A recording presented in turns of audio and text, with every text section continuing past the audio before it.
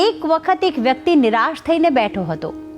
તે ભગવાન પર ખૂબ જ ક્રોધિત હતો, જે ભગવાનને પૂછતો હતો કે ભગવાન, મારી કોઈ કદર નથી કરતું, મારી કોઈ કિંમત નથી, મારી સાથે જ આવું કેમ? અને એ જ સમયે ત્યાં ભગવાન પ્રગટ થયા અને કહ્યું કે હે માનવ, નિરાશ ના થા.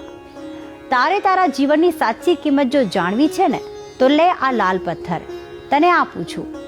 તેની કિંમત જાણી લાવ અને તારા જીવનની કિંમત તને સમજાઈ જશે. પરંતુ તારે આ પથ્થર વેચવાનો નથી.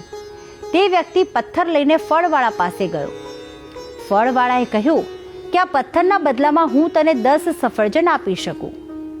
પરંતુ તેણે આ પથ્થર વેચવાથી ઇનકાર કર્યો. પછી તે શાકભાજીવાળા પાસે ગયો તો તેણે કહ્યું કે હું આ પથ્થરના બદલામાં 5 કિલો બટાકા આપી શકું.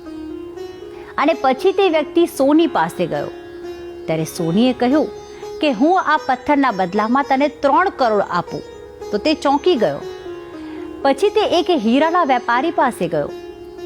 હીરાના વેપારીએ આ પથ્થરને ધ્યાનથી જોયો અને કહ્યું કે આ તો દુનિયાનો સૌથી અનમોલ રત્ન છે.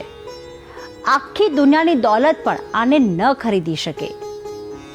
તે વ્યક્તિ આ પથ્થર લઈને ભગવાન પાસે ગયો. ત્યારે ભગવાને કહ્યું કે એ જ વ્યક્તિ તમારી કિંમત કરી શકે છે કે જેમને તમારી કદર છે. બાકી અન્ય લોકો જેમને તમારી જરૂરત નથી, તેમના માટે આપનું મૂલ્ય પથ્થર સમાન જ છે. જેથી જે આપની કદર કરે છે તેની પર જ લાગણી વરસાવો.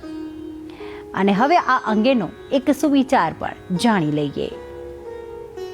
આજનો સુવિચાર: જીવનમાં જ્યાં તમારી કદર હોય ત્યાં જ લાગણી વરસાવો. બાકી વેરાન રણમાં વરસાદની કોઈ કિંમત નથી હોતી.